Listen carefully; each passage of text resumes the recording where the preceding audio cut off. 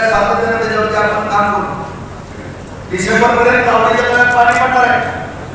तावडीच्या तळ्यातलं पाणी खांबाच्या टिंगीच्या माळावरती नेतो आपण. तिथून ते पाणी भोगावती नदीत जाणार आहे आणि नव्यानं 20 गावांचा समावेश केला आहे. 6000 एकर. आज या ठिकाणी आदरणीय नाना त्यावेळेस म्हणायचे रस्ता तुझ्या माळावरती पाणी स्वप्न झाला ती उसाची जमीन नृत्य करायची आपल्याला दाखवलं.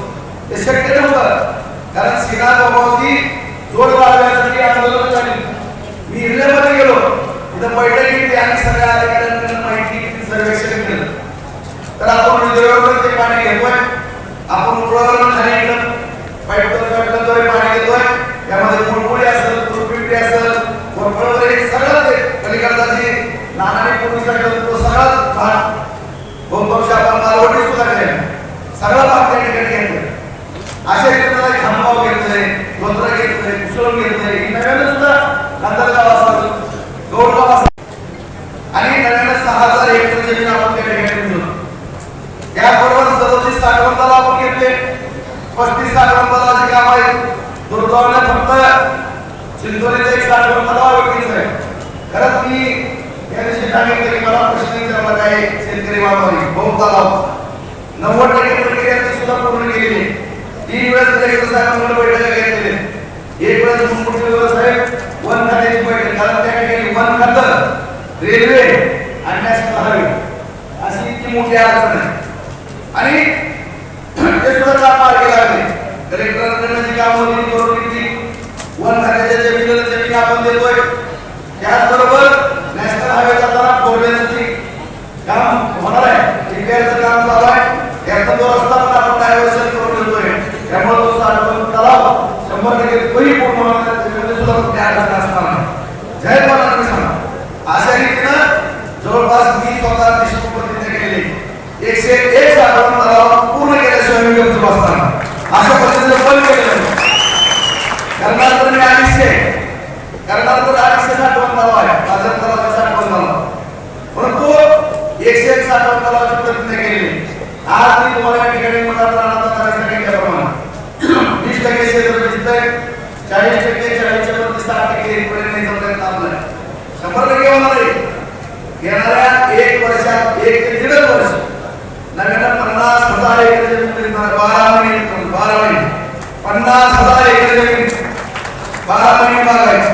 आणि जबाबदारी शब्द देतो तुम्हाला येणाऱ्या 5 ते 6 वर्षाच्या आत 1 लाख एकर जमीन या ठिकाणी हिरवीगार केली जाते. एवढं दिवस आपण पळून काम केलं तर या ठिकाणी माझ्या शेतकरी बांधवांच्या शेताला पाणी मिळणार नाही. राहता दुसरा मुद्दा बोनस 101 साठवण तलावावरती एवढी जमीन दिसते. पुढे 300 तलाव आहे आणि आता जरा सांगितल्याप्रमाणे जे 23.66 टीएमसी पाणी हे पाणी मराठवाड्यात द्यायचं उजनीतनं हक्काचं पाणी. आणि दादा आम्ही या ठिकाणी आवर्जून आपल्याला सांगू इच्छितो की आम्ही पश्चिम महाराष्ट्रात जरी असतो तरी जवळपास 80% बॉर्डर मराठवाड्याची निगडीत आहे आणि आम्ही मराठवाड्याचे एक त्या मराठवाड्याचा प्रवेशद्वार असलेल्या पश्चिम महाराष्ट्राच्या वेशीवरचे सेवक आहे. फक्त तिकडे पाणी जाताना आउटलेटच्या माध्यमातून पाणी आम्हाला घेताना अडचण कोणता आहे कारण तुम्हाला जे पाणी मिळणार आहे मुबलक पाणी मिळणार आहे. कारण फडणवीसांनी कृष्णा विकास योजना ही योजना करत असताना उजनीमध्ये पाणी येत आहे आणि याला उशीर लागला नाही मित्रांनो. विमानतळ राजे बोलवले मोठ्या गप्पा मारला अजिबात नाही. कुणाला सुद्धा सत्तात वाटत नसेल 700 कोटी रुपयाची एका टॉयलेट मंजुरी आणि एका टॉयलेटचं केंद्र नेमून काम झालं असं कुठलं समजत नाही. कुठलं समजणार बोलताना कमी बोलायला जास्त रन काढायची सवय नेहमी कमी बोलायला जास्त रन काढणारा एक खेळाडू आहे. त्यामुळं या सुद्धा कामाला मराठवाड्याचं जे पाणी हक्काचं जाणार आहे त्या कामाला सुद्धा आदरणीय आचार्यताई खासदार झाल्यानंतर 100% गती मिळणार आहे. कारण नरेंद्र मोदी साहेब पंतप्रधान होणार आहे. तिसऱ्यांदा पंतप्रधान होणार आहे आणि मला दादांनी सांगितल्याप्रमाणे हा प्रोजेक्ट जो आहे तो 50,000 कोटी पर्यंत आहे मित्रांनो. पैसे काय थोडे लागत नाही. आज सुद्धा मी अभिमानाने सांगेन या सगळ्या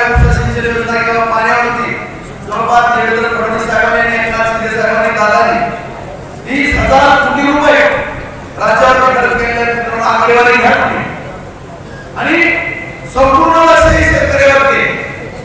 शेती भिजली पाहिजे, शेतीला पाणी मिळालं पाहिजे, शेतकरी संपन्न झाला पाहिजे, शेतकऱ्याची प्रगती झाली पाहिजे या दृष्टिकोनातून सातत्यानं प्रयत्न चालू आहे. तुम्ही बघा हे निसर्गामुळे किती ठिकाणी गोंधळ झालाय. 7 विदर्भात तरी गारपीट होती, मराठवाड्यात पश्चिम महाराष्ट्रात होती, कोकणात होती की नाही? कुठल्या सरकारनं मदत केली मला सांगा. दाखवा मॅप ठेवायला तर तुम्हाला माहिती आहे पैसे तर सगळ्यांच्या अकाउंटवर येतात. अशा रीतीनं शेतीच्या पाण्यावरती जास्त काम करण्याचा प्रयत्न या ठिकाणी चालू आहे. शेतकऱ्याला या ठिकाणी प्रगतशील बनवण्याचं या ठिकाणी काम चालू आहे मित्रांनो. आणि विनाकारण काही भडकवणारे एका बाजूला मंडळी, त्यामुळं आपल्या नेतृत्वाचा विचार करा. 25 वर्ष आपली एक पिढी नुकसानी केलेली, पुढच्या पिढीकडे आपण काळजीपूर्वक बघणं गरजेचं आहे. गावागावामध्ये गेल्यानंतर एकच असते, हो 50 मुलं तिकडे लागण्याची, हो 100 मुलं पिढी लागण्याची. कशा पडून जर त्या शेतकऱ्याच्या शेताला पाणी मिळालं असतं, कुठल्या शेतकऱ्याच्या मुलाला जमीन नाही मला सांगा. आज मला पण 2 मुलं आहेत. मी पण माझी मुलगी देताना काळजाचा तुकडा आहे त्या पोराला देताना 10 विचारलं, तो पोरगा काय करतो, त्याला शेती आहे का, नोकरी आहे का, बागायची जमीन आहे का, त्याला शेती आहे का, दुसरी एकर बाग आहे का, आंब्याची बाग आहे का, केळीची बाग आहे का, बघतो मला तुम्ही सांगा. प्रत्येक वडील येतात तुम्ही त्या गोष्टीकडे पहा. आणि जर प्रत्येक शेतकऱ्याच्या पोराला जे आज ज्यांचे लग्न होण्याचे राहिलेले मित्रांनो, त्यांना सुद्धा 2 एकर 5 एकर 10 एकर जमीन आहे का तुम्ही सांगा. तुम्ही सांगा. जर त्याची 25 एकर जमीन पूर्ण असेल, पाण्याचा ठेवत नसेल, तर तो पोरगा तरी काय करणार? तो पोरगा काय करणार आहे? तो रिकामा मोबाईल घेऊन बसणारच आहे, परत त्याला त्याच्यावरती हातपाय ठेवणारच आहे. हे रिकामा पोरगा काय सांगताना करत तरी करायचं काय नाही. आज या ठिकाणी ही परिस्थिती बदलण्याकरता त्याला जर पाणी करून दिलं तर तो त्याचं काम करेल ना. एखाद्या त्याला 10-20 लाखाचं वर्षाला उत्पन्न आलं तर एखादा मागला बघा 15-20 लाखाचं. एखादी मोटरसायकल घेईल आणि मग एखादा मुलीचा वडील हसून खेळत म्हणून बाबा माझी मुलगी त्याला द्यायला काय हरकत नाही. ही परिस्थिती निर्माण होऊ शकते. त्याला जबाबदार असतात ते लोक प्रतिनिधी असतात. मी तुम्हाला प्रामाणिकपणे सांगतो, कुठे एखाद्याने फोन करून टाकी दिली आणि कुठे एखादी इष्टीत जागा दिली, ह्यानी लग्न होणार नाही कळलं असतं. मी त्या दिवशी भाषणात बोललेलं, कोण कोणाला कशाने फोन करत राहतो तर चुकीचं आहे. त्याच्यामुळे फोन सगळ्याला देतात मित्रांनो. कुणाला येत नाही फोन. तुम्ही इथं सगळेजण बसले, सगळेच बसले. प्रत्येकाचा माझ्याबरोबर 1 तास 2 तास 10 तास 100 तास संपर्क आलाय. आला का नाही? किती फोन होतात सकाळपासून संध्याकाळपर्यंत आहे सांगा. किती फोन होते? नागझरी नदीवर पूर परिस्थिती आली. पूर परिस्थिती आल्यानंतर तुम्ही फोन पूर्ण रात्रभर तुम्ही फोनवर होते आणि हा व्यक्ती तुमच्या फोनमुळे या जिवंत आहे हे वाचला.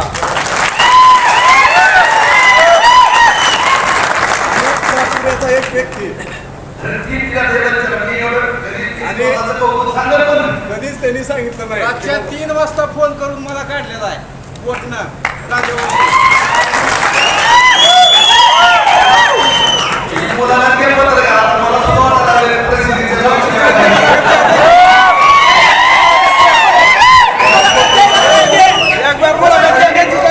प्रवेश केला. मला मी 10:30 वाजता फोन केला, 10:30 वाजता रात्री. सकाळी 11:30च्या आत मला तुमचा फोन आलेला, पहिल्यांदा प्रवेश केलेला असा आमदार पाहिजे.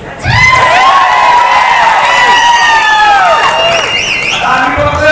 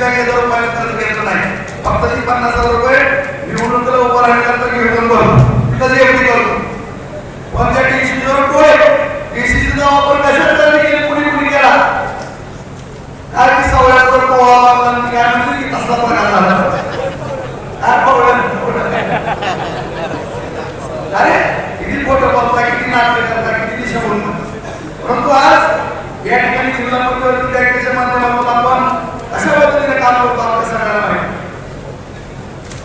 कुठल्याही शेतकऱ्याच्या कामावरून होत नाही मित्रांनो. आज पाण्याचा विषय, बँकेचा विषय, बाजार समिती जाऊन बघा. कुणाकडे बाजार समितीची पहिली 2 कोटी रुपये सुद्धा कधी मिळाला नाही उत्पन्न शेष. पहिल्या वर्षी 7 कोटी, दुसऱ्या वर्षी 8 कोटी, तिसऱ्या वर्षी 12 कोटी, चौथ्या वर्षी 12 कोटी, आता 13 कोटी रुपये. सगळा चकाचक पैसा झाला का नाही? झाला का नाही? कुठे गेले पैसे? शेतकऱ्याच्या हितासाठी वापरले. कोल्ड केलेला आपण इकडे केले, वयाला केले. आज द्राक्षाचं उत्पादन मोठ्या प्रमाणामध्ये येत असे. एका कोल्ड स्टोरेज आपल्याला 10 करायचे आहे. आतापर्यंत 3 झाले. आणखी मला आपल्याला निरंजन मालक वयाचा भाग आहे वयाला 5 कोल्ड स्टोरेज आपण करू. या ठिकाणी सगळे मनोके तिथे ठेवले जातात, स्टोअर केले जाते आणि त्या ठिकाणी सांगली आणि पंढरपूरचे व्यापारी आणून पहिल्या दिवशी पहिले जोपर्यंत रोटी लागत नाही तोपर्यंत सौद्यात राजेंद्रराव नावाचा एक तुमचा मित्र दादा निरंजन त्या ठिकाणी बाजारात नवीन अशा पद्धतीचा नियोजन त्या ठिकाणी करतो मित्रांनो. आज सगळे पूल दिले, सगळ्या गावाला रस्ते दिले, जनजीवन मिशन पंतप्रधान मोदी साहेबांच्या माध्यमातून आपण योजना दिल्या. प्रत्येक गावाला दुष्काळी परिस्थिती त्याला कोणी काय करणार? निसर्गाचा आपल्याला पिकवले आहे, परंतु कुठेही पाणी टंचाईचा विषय येऊ देत नाही. सतर्क आहे मी. कुठेही ट्रॅक्टर लागत आहे मला सांगा, कुठेही बोर लागत आहे मला सांगा, कुठेही माझ्या माता बहिणीला कुठल्या अडचणी येणार नाही. फक्त निरोप पोहोचवा. बोगसगिरीचा फोन नाही तर कृतीत काम केलं जाईल. कृतीत काम केलं. हॉस्पिटलच्या वतीने किती हजारो पेशंटवरती उपचार केले. आज डॉक्टर करमवीर मामासाहेब चक्रे हॉस्पिटल वेळोवेळी आपण ते तुम्हाला पण माहिती. मी स्वतःची देणगी दिली, माझ्या मित्रांकडून पैसे दिले, मार्केट कमिटीतून दिले, 2-2 कोटी रुपयाच्या देणग्या देतो. आणि आणखीही माननीय एकनाथ शिंदे साहेब, फडणवीस साहेब, अजितदादा यांच्या मार्गदर्शनावरून आणखीही डॉक्टर करमवीर मामासाहेब चक्रे हॉस्पिटलला कमीत कमी 5 कोटी रुपयाचा निधी देण्याची आमची मानसिकता आहे. आणि या ठिकाणी आम्ही 10 पेशंटचे सोडवणूक करून घेऊ शकतो. 2000-5000 कमी करा म्हणून हाताने ऐकतात ते. पुन्हा मी त्या ठिकाणी ह्याला जर फोन केला दुसरा पहिला आज असं माझं पेशंट ऍडमिट आहे 2000 रुपये कमी काढले, नॉट रिचेबल असतो, नॉट रिचेबल करा बरं तुम्ही. करा एक फोन असं दवाखान्यात 2000 रुपये लागायचे मला. असं एक फोन परत उचलतं का मला. आणि काम करण्याची पद्धत, माणसं किती काम सकाळपासून जर रेकॉर्डिंग केलं एखादं मालिका निघेल. असं आपण कधी सांगितलं नाही किती रात्र जागवून आपण काय करतो काय नाही. परंतु या ठिकाणी खोटं किती बोलावं याला मर्यादा असतात. आज आपल्याला मित्रांनो या ठिकाणी पाण्यावर किती भरपूर काम करायचं. मी मला सांगितलं आपल्या तरुणांचा फार मोठा गंभीर प्रश्न आहे. बेरोजगारी वाढते. आज या पाण्यावर भरपूर आपलं चांगलं वाटतं परिस्थिती आणि म्हणण्याकरता आपल्याला माननीय मोदी साहेबांना प्रदान करणं गरजेचं. एकनाथ शिंदे साहेबांच्या मार्गदर्शनाखाली निवडणूक आहे. फडणवीस साहेबांसारखा नेता जपणं ही काळाची गरज आहे मित्रांनो. आज अजितदादा सारखा एक सहकार्य आपल्याला या ठिकाणी मिळालेलं आहे. मी तर त्या दादांसमोर कधीच जातो 2 मिनिटं जायचं की घेऊन जायचं. कारण दादा मूळ 5 दादाने मला बसून घेतले. दादांनी 5 तास मुंबईला फिरले आणि खरंच उमेदवारी घेत असताना मित्रांनो मी 100% जबाबदारी पत्करलेली आहे. अजिबात मला सुद्धा पण मी दादांचं पण म्हणतो दादा तुम्ही ताईलाच वागा आहे का. दादांनी आदर केला. दादा थोडं जरा विनोद झाल्यासारखं दादाला हसले. फडणवीस साहेबांपाशी आम्ही बसलो का पवार त्या विषयावर म्हणलं दादा मी भाजप शिवसेनेत पहिल्यापासून काम केले. तुम्ही आदरणीय पवार साहेबांबरोबर डॉक्टर साहेबांची सगळी तुझी कंपनी सगळी राष्ट्रपती तुम्ही सोडून आम्हाला थोडं जरा ठीक होतं. दादा म्हणजे असं कसं काय म्हणजे मी आता भाजपमध्ये याच्यावरती आमचं थोडं आश्चर्य झाला. परंतु मला माहित होतं दादा की लढतीच्या ठिकाणी हीच लढत योग्य होत होती, आता दुसरी लढत योग्य होत नव्हती आणि हीच निवडणूक येणारी उमेदवारी. त्यामुळं या ठिकाणी मित्रांनो ही उमेदवारी निवडून आल्यानंतर तुम्ही बारशी कशी असते ती पुढे कसे हिरवगार कसे उद्योगधंदे. कारण आज गोडगावला MIDC दादा त्याच्याबद्दल चांगलं काम करतात. बारशीची MIDC आपली खोलायला लागले, उद्योग उभारायला लागले. MIDCचा प्रश्न मिटलाय, पाणी तिथं द्यायला लागलं, आपण त्याच्या निमित्ताने गेल्या 6 महिन्यात तिथं कारखाने चालू होणार आहेत. पुण्याला पैसे जोडला जाणारी कंपनी सुद्धा आपल्या इथे मागे गेला काम करण्याच्या दृष्टीकोनातून. आज आपल्याला बैलाला सुद्धा MIDC करायची, संतनाथ कारखाना आपण त्या ठिकाणी चालू करायचा आहे. अरे कारखाना बंद पडला होता नाही, सगळ्यांना माहिती आहे. कुणी पुढाकार घेऊन चालू केला, भले विरोधातच होता. मला टीका करायला 100 मुद्दे होते, पण मी ते राजकारण पाहिलं नाही. तिथं त्यांना मदत केली सोनवणेला. सोनवणे कुठल्या पक्षाचे पाहिले नाही. शेतकऱ्याचे पैसे मागायला मिळवून दिले, 15 कोटी रुपयाला त्यांना कर्ज दिले बँकेतनं. शेतकऱ्याचे पहिले पैसे द्या एवढी जाग घातली आणि तो कारखाना चालू झाला. इंद्रेश्वरला सुद्धा माननीय देवेंद्र फडणवीस साहेबांनी 200 कोटी रुपये दिले मित्रांनो. तोही कारखाना चांगल्या पद्धतीने चालू आहे.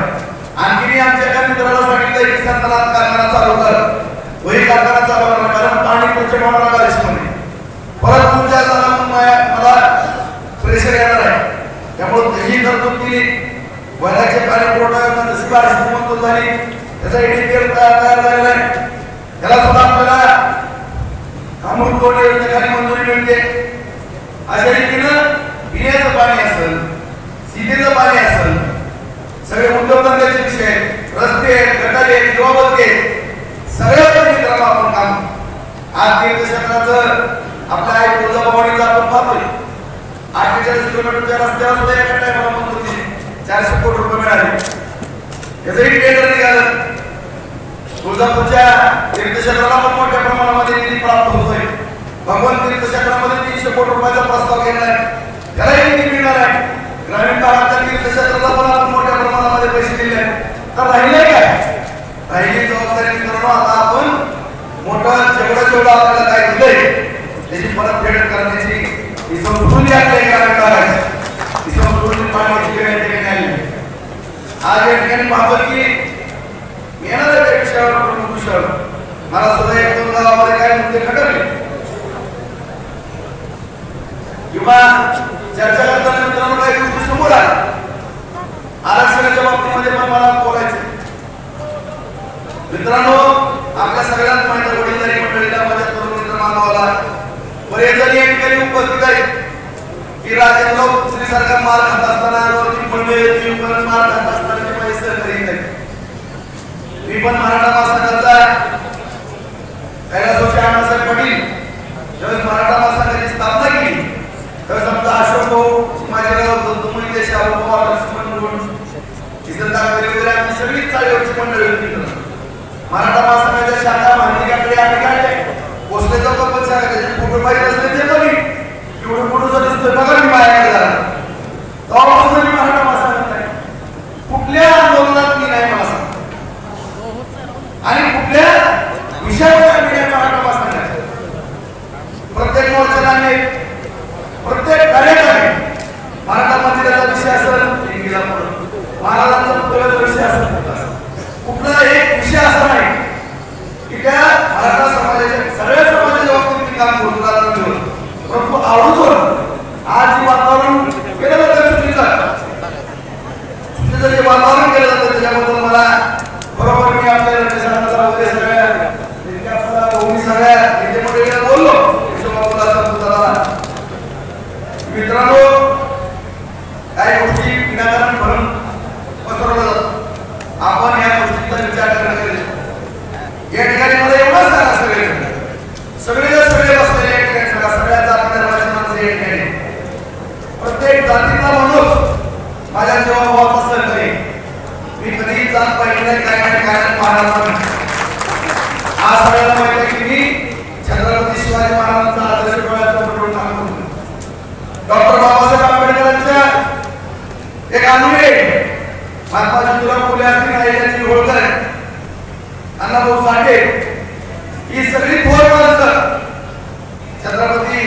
शंभूराजे संताजी गोरवडे धनाजी जाधव शहाजीराजे भोसले राष्ट्रमाता जिजाऊ कुठलं पुस्तक राजेंद्र वाचलं नाही मला सांग. छत्रपती शिवाजी महाराज 12 पुस्तक वाचले. आज मला आवडून सांगते या ठिकाणी जेवढे मराठा समाजाचे वडीलधारी मंडळी करून मित्र आहेत आवडून तुम्हाला सांगतो मित्रांनो, तुम्ही आपल्या खेड्यापाड्यातल्या सगळ्या पोरांना विनंती करा. याच सगळ्या सामाजिक मधला जो एकोप आहे तो एकोपा फक्त तुटून देऊ नका. आज आपण ज्यांना आपला आराध्य दैवत मानू त्या छत्रपती शिवाजी महाराज तुम्ही आठवा. हजारो वर्षाचं राजकारण आठवा. तुम्ही किती काळ पारतंत्र्यामध्ये आपला देश गेला. एकमेव असं राजा असेल छत्रपती शिवाजी महाराज.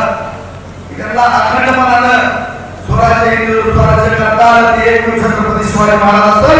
त्याचं कारण काय बोलतो महाराजांनी सगळ्या जातीच्या प्रमाणाला एकत्र केलं. सगळ्या जातीची माणसं महाराजांबरोबर होती मित्रांनो. म्हणून महाराजांचा पुढील काय वापर करू शकतो त्याला तापवती सगळ्या जाती करणार. मुसलमान सुद्धा महाराजांच्या सगळ्यात होते. सरदार होते, हजारी केंद्र होता ते होते, गरीब होते, आदिवासी होते. परंतु ज्या ज्या राज्यामध्ये किंवा ज्या ज्या राज्यकर्त्याच्या काळात दलिताला अन्याय केला, आदिवासीवर अन्याय केला, ही राज सत्ता उठून गेलेली. तुम्ही आठवा. अशामुळे कोणाचा पराभव झाला, राज्य गेलं. फक्त जातीवाद केला म्हणून राज्य गेलं. फक्त एक राजे असे होऊन गेले तरी त्यांनी जातीवाद केला नाही. त्यांना काही प्रभाव झाला नाही. प्रत्येक माणूस प्रत्येक जातीचा माणूस महाराजांसाठी नरक कापून घ्यायला तयार असायचा. मोराजी देशपांडे असतील, बाजीप्रभू देशपांडे असतील, शिवा महाराज असतात,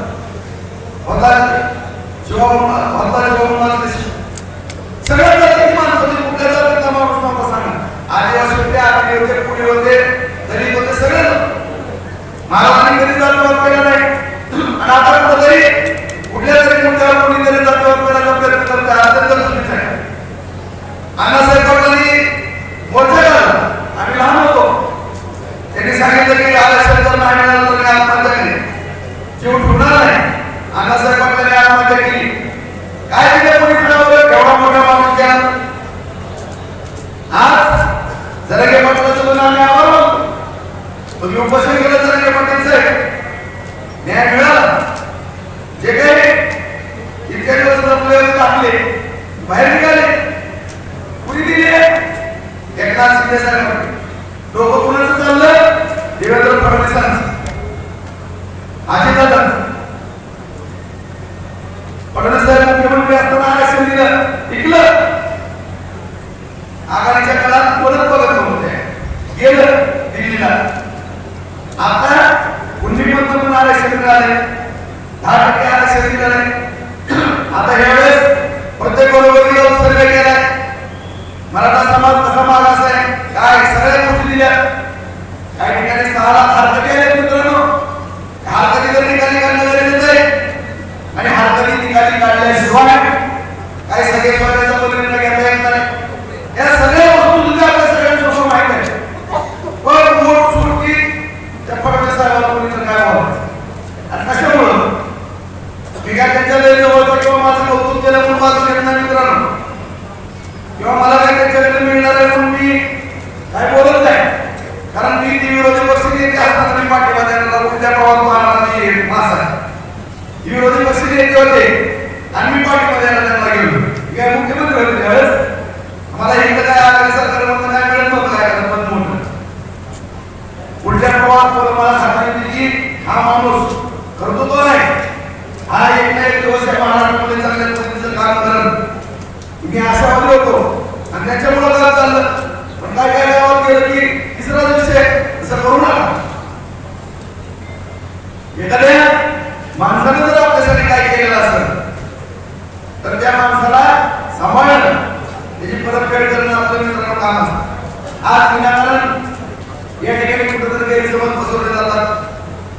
मला माहिती आहे की वातावरण कुठं असतं काय. मी काय 25 वर्ष झालं राजकारण करतो, मला सगळ्या गोष्टी माहिती आहेत. आज मला या ठिकाणी सांगा, आज 22 तारखेला असं की उदाहरण आहे कुठल्या शेतकरी किती आहेत मराठा समाजाचे? 60-70% मराठा समाजामध्ये शेती आहे ना, आहे का नाही? सांगा सगळेजण. महाराष्ट्रामध्ये 60-70% मराठा समाजाला शेती जमीन आहे. प्रत्येक वेळेस शेतकऱ्याला ह्याच्यामध्ये मदत आहे, ट्रॅक्टरची मदत आहे. अण्णाभाऊ साठे, आपलं अण्णाभाऊ अण्णासाहेब पाटील महामंडळ आहे, वेगवेगळी मदत मिळते मित्रांनो.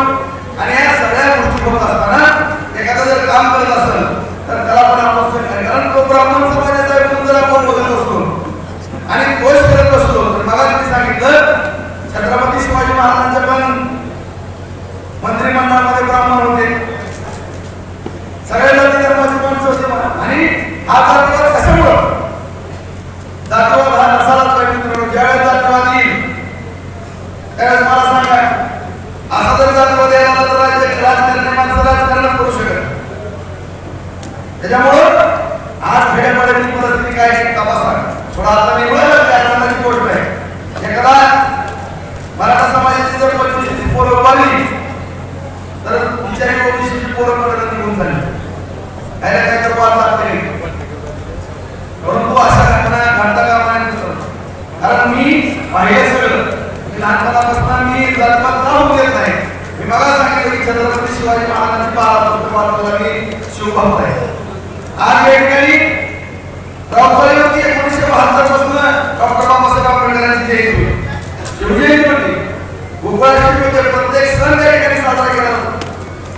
माझ्या शेजारी तुम्ही एकदा बघा, मी मराठा समाजाचा आहे, माझ्याकडे 80% दलित समाज आहे मित्रांनो. दलित समाज बौद्ध आहेत, मातंग आहेत, मुस्लिम आहेत, सगळे सगळीच नाही. सगळे तुम्ही जाऊन बघा कोण कोण जो कुठल्या जाती धर्मात आहे. मी लहानपणी मी जर असं फिरायला गल्ली असताना आमच्या आई वडिलांना मला फुटबॉल लागत होतो, कुठल्या दलिताच्या गावात गेलो मी तिथंच खायचो, तिथंच जायचो. कधी आमच्या आजोबाला आई वडिलांना आजीला कधी जातीवाद कोणते संस्कारांचं मित्रांनो. आणि त्यामुळं रावसाई मधला जो पॅटर्न आहे तो बार्शी शहरातला बार्शी शहरातला बार्शी तालुक्यात आलेला आहे. आज सगळे दलित आणि ह्याची दखल शिवसेना प्रमुख बाळासाहेब ठाकरे साहेबांनी घेतली. त्याची आठवण तुम्ही करा. त्यावेळेस शिवशक्ती आणि भीमशक्तीची सभा बार्शीमध्ये भगवंतरावांवरती घेतली आणि ती संकल्पना बाळासाहेब ठाकरे साहेबांनी स्वीकारली की भीमशक्ती आणि शिवशक्ती आपण एकत्र करू. कुठेही जातीवादाचा तडा जाऊन गेला नाही आज शहरामध्ये. काल तर माझ्या डोळ्याला पाणी आलं. कालच्या वेळेस मी झाडुके मैदानामध्ये अमोल चव्हाण तिथे गेलो. प्रमोद मनोहर माझा मित्र बौद्ध समाजाचा डॉक्टर बाबासाहेब आंबेडकरांच्या जयंतीला मला बोलवलं. लहान लेकरापासून म्हाताऱ्या महिलापर्यंत सगळे भाऊ भाऊ भाऊ भाऊ म्हणून फोटो काढायला. मला 95ची आठवण आली ज्यावेळेस माझ्यावरती हल्ले होत होते आणि उत्सव पेटवायचा प्लॅन झाला. रेड्डी आपल्याला माहित आहे आपण तुम्ही साक्षी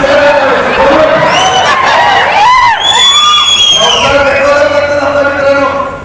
रात्रभर सगळे पाया सगळी जागे. आणि या मराठा समाजाच्या पण महिला होत्या, दलित महिला होत्या, सगळ्यांनी पदर पोचले जास्त राहण्यासारखे. आणि अशा हातातला लावा घेऊन उभा राहिल्या सगळ्या माता बहिणी माझ्या. आमच्या भाऊपर्यंत आमचा जीव गेल्यानंतर आमच्या भाऊपर्यंत पोहोचले म्हणजे पण दुश्मन भाऊची.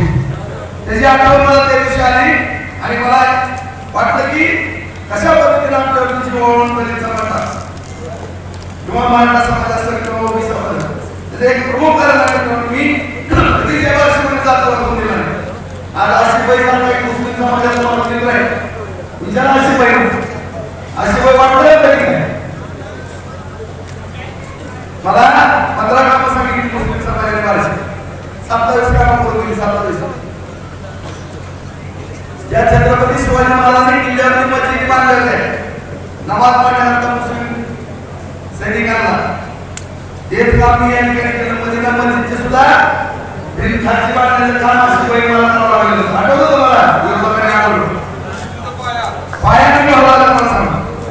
आणि हे संस्कार आपल्यावरती असणं गरजेचं आहे.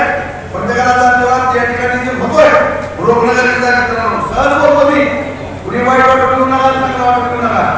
आज प्रत्येक गावामध्ये मराठा समाज मोठा भूमिका वाटतो का नाही? वाटतो का नाही सांगा तुम्ही?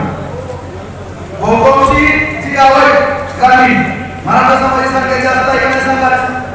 कवचितच कुठेतरी बंजारी समाज असेल,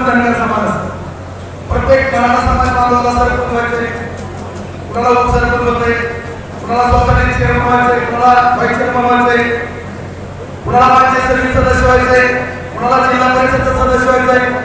मग उभारणारे कोण आहेत? जाधवाच्या विरोधात बसलेलं किंवा एखाद्या पिढीच्या विरोधात कोण तर आम्हाला सुरू बसत असतो. त्याच्यामुळं सगळ्यांनाच राजकारण करायचं असतं किंवा राजकारण टिकवायचे असत, सगळ्या जाती धर्माची मदत घेतल्याशिवाय कोणीच राज्यकर्ता होऊ शकत नाही. काय करावं करू नका. जी कीड लागलेली आता काय ठराविक पिरियडमध्ये ती कीड उठून टाका. एवढीच मला या ठिकाणी बाकीचे मी कसं ते सोडून आणि कसं मिळत नाही मला 10% कसं टिकत नाही. आम्ही पण फडणवीस साहेबांवर काम करतो ना, आम्ही पण त्यांच्यावर दबाव आणू शकतो. साहेब 10% आरक्षण दिल्याची बाजी घाला, कुणबीत मिळालं. मी मगाच बोललो ना, आता चरंगे पाटलांना उपोषणला बसले, आनंद आहे.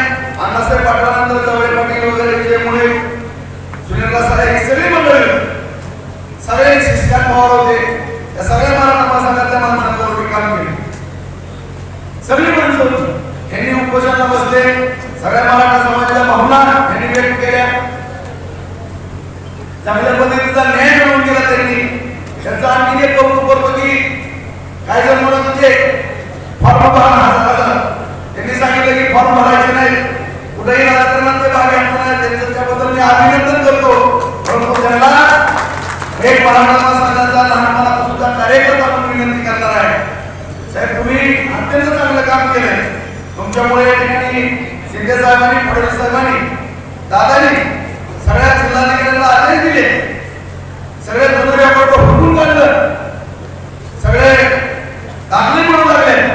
माझी सुद्धा जाऊन बघा नगरपालिकेमध्ये म्हणजे 1870 माझी सुद्धा भैरवनाथ लक्ष्मण राऊत म्हणून मिळून माझी काय नगरपालिकेत आहे म्हणून आणखी मला ती यायची. मी तपासणी बघितली, नोटीस आपल्या 1000 नोंदी भाषेत त्यांचं कौतुक करतो मी. त्यांनी राजकारणापासून आमदार राहिले त्याबद्दल त्यांचा आभार.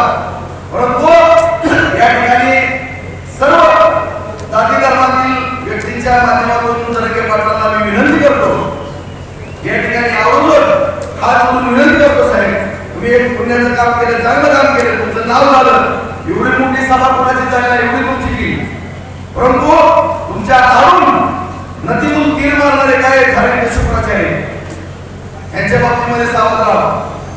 कारण आज तुमचं नाव घेऊन ग्रामीण भागामध्ये आता मी बघाच म्हणलं तिथं मला पण आमदार व्हायचंय, माझ्या एखाद्या मराठा बांधवाला पण आमदार व्हायचंय. का होती त्यांनी किंवा का त्याची इच्छा व्यक्त करून प्रत्येकाला लोकशाही आहे, प्रत्येकाला आमदार व्हायचंय, प्रत्येकाला जिल्हा परिषद सदस्य व्हायचंय, मला पंचायत समिती व्हायचंय. परंतु होत असताना कुठला तरी कुठेही डाग दाखवला, मला कुठेतरी अडचणी काढायचंय म्हणून मराठा तरुणांना भडकून कुणाच्या तरी अंगावर सुटू नका. कुठला तर दुसऱ्या जातीचा आहे म्हणून त्याला कधी समजू नका किंवा त्याच्याबद्दल वेगळं बोलू नका. एवढीच माझी या निमित्तानं जरंगे पाटलांना मी विनंती करू इच्छितो. काम चांगलं, तुमचं नाव चांगलं केलेलं आहे, तुम्हाला किंमत ही समाजाने दिली, तुम्ही पुढे पण यशस्वी होताल ही पण शुभेच्छा देतो तुम्हाला. परंतु तुमच्या अन्नाचे चाललेलं आहे हे फक्त कुठेतरी थांबवा. हा बेकार चाललेलं आहे, कुणी पण काय लागतंय काय पण सांगा. अशा पद्धतीनं माझी या ठिकाणी उपस्थित असणाऱ्या सगळ्या मराठा बांधवांची विनंती आहे. जे मित्रांनो जुने संपद होते सगळ्यांचे हे प्रस्थापित करा. सगळ्या समाजाला आपण भावला भाऊ ह्या पद्धतीने सांभाळून घ्या. प्रत्येकाने एकामेकाच्या सुखदुःखात जावा. कुणीतरी समोर उभारलाय किंवा उभारलाय म्हणून कुणीतरी मानलं जातंय, अत्यंत घातक आहे. सगळे संबंध चांगले ठेवा आणि एकामेकाच्या सुखदुःखात सहभागी व्हा. बाकी रात्राला विकासाचा प्रश्न किंवा पाण्याचे प्रश्न, उद्योगाचे प्रश्न ते आमच्याकडून सोपवा. आम्ही अत्यंत काळजीपूर्वक काम करणारे लोकप्रतिनिधी आहेत. कुठलीही काळजी करण्याचं कुठलंही कारण नाही सांगतो. हे कारण असं नाही की तुम्ही आमच्याबद्दल तुमची शाखा घ्यायची. आमची जबाबदारी आम्हाला कळते, ती जबाबदारी स्वतंत्र आम्ही पार पाडणार आहोत. कारण या ठिकाणी आम्ही पण विचारवत नाही, आम्हाला पण लक्ष देते की नेमकं नरेंद्र मोदी साहेब पंतप्रधान दिसण्याचा का पाहिजे, माननीय फडणवीस साहेबांच्या मार्गदर्शनाखालचं सरकारच का पाहिजे. कारण विकासाची त्यांना जी काळजी आहे, आज तुम्ही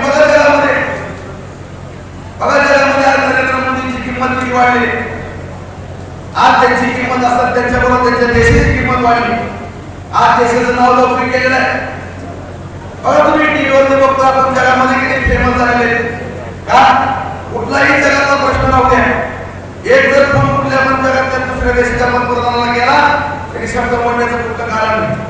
आर्थिक व्यवस्था त्याच्यावर काय उन्नत संबंधावर एवढे संबंध चांगले प्रस्थापित केलेले. त्याचबरोबर संरक्षणाचे विषय असतील, आपल्या 80 कोटी लोकांना धान्याचा विषय असेल, जलजीवन मिशन असेल, आयुष्यमान योजना असेल, असंख्य योजना आहे, विश्वकर्मा आहे, या सगळ्या योजना आज या ठिकाणी नरेंद्र मोदी साहेबांच्या माध्यमातून आले. शासन आपल्या दारी म्हणून असंख्य योजना आले. या योजना तुम्ही पोहोचवण्याचं या ठिकाणी काम करा. बाकीच्या बाबतीमध्ये तुम्ही काय कोरोना काळ एवढी सगळ्यांना आवर्जून फोन करून या ठिकाणी पोहोचण्याचं कारण असं की मी प्रत्येक एका माणसाला सांगू शकत नाही. सगळ्यांना बोलवून, कारण प्रचाराच्या अगोदर सगळ्यांना असं वाटलं की शेवटच्या 3 दिवसात कोण बोलवत असते. पहिल्यांदाच मीटिंग काय घ्यायला लागले तो कारणच तसं जो जातीवादाचा विषय व्हायला लागला मित्रांनो, त्याची मला काळजी. आणि या बार्शीमध्ये माझा राजकीय जन्म झाल्यापासून माझा एक पण जातीय दंगल होतील नाही. आणि माझं आयुष्य जोपर्यंत आहे तोपर्यंत एक सुद्धा जातीय दंगल त्यामुळं या ठिकाणी भविष्य काळामध्ये बार्शीची वाटचाल अर्थकारण मजबूत करण्याच्या दृष्टिकोनाचं करायची असेल आपल्याला नरेंद्र मोदी शिवाय पंतप्रधान करणं अत्यंत घातक आहे. मग नरेंद्र मोदींना मत द्यायचं नाही, मग द्यायचं कोणाला तुम्ही सांगावं, तुम्ही जरा सांगा मला. त्यांच्या विरोधातला प्रतिस्पर्धी त्यांच्या एवढं तगडा मला नाव सांगा, एक सांगा बरं, एक नाव आठवतं कोणाला?